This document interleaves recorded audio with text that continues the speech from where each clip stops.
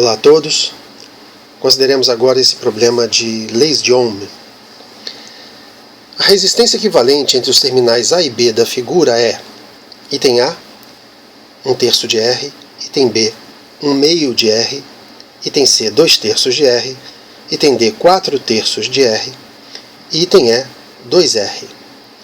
Bem, olhando para a figura, nós vemos que R é um parâmetro que define as resistências presentes no circuito, nesse trecho de circuito. Um fato importante a ser notado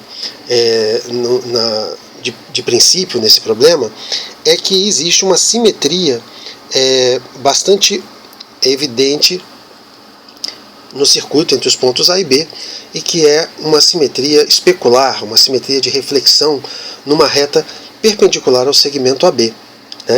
E o que nos diz a teoria sobre a simetria nos circuitos é que sempre que existe uma simetria de reflexão num trecho de circuito, as correntes que incidem, se a gente chamar isso aqui de I1, elas devem continuar sendo as mesmas do outro lado.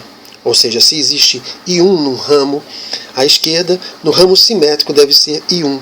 Se existe I2 num ramo à esquerda, no ramo simétrico, essa corrente também deve ser I2.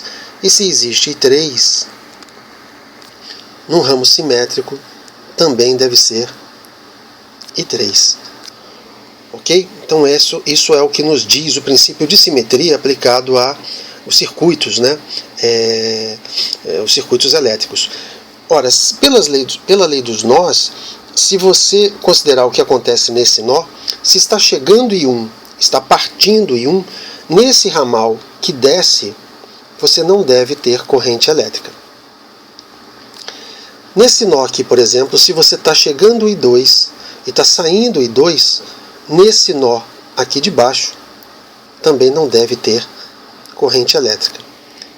E o que também torna-se consistente com o fato de que nesse último nó, já no segmento AB, está chegando I3 e saindo I3, ou seja, está tudo consistente com a lei dos nós, a soma do que chega é a soma do que sai, mas nesses ramais verticais contendo resistência, nós percebemos por simetria que não existe corrente. Se não existe corrente, a gente poderia tratá-los equivalentemente como se não existissem esses ramais que possuem resistência R, e manter somente aqueles ramais que têm resistência 2R.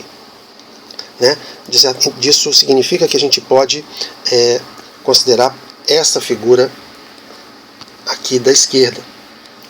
Ok? Sim, bem, considerando essa figura da esquerda, já eliminamos os ramais verticais que contêm as resistências R. A gente observa que a resistência equivalente entre A e B se trata de uma composição de três resistências que seriam 4R, 4R e 4R. Ok? Porque em cada ramal nós temos 2R em série com 2R, e são três ramais desse tipo. Então, a resistência equivalente, podemos escrever aqui 1 sobre a resistência equivalente,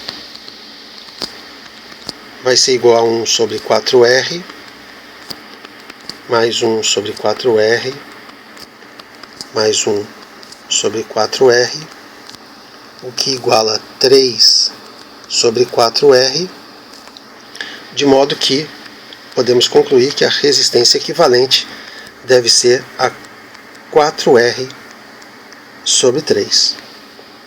Ok? Então, olhando para as opções que nos são dadas, a gente vê que a opção a ser marcada deve ser a opção D, 4/3 de R, e com isso a gente soluciona o problema, tendo usado aí o princípio de simetria para uma simplificação no circuito apresentado. Ok? Um abraço a todos, então.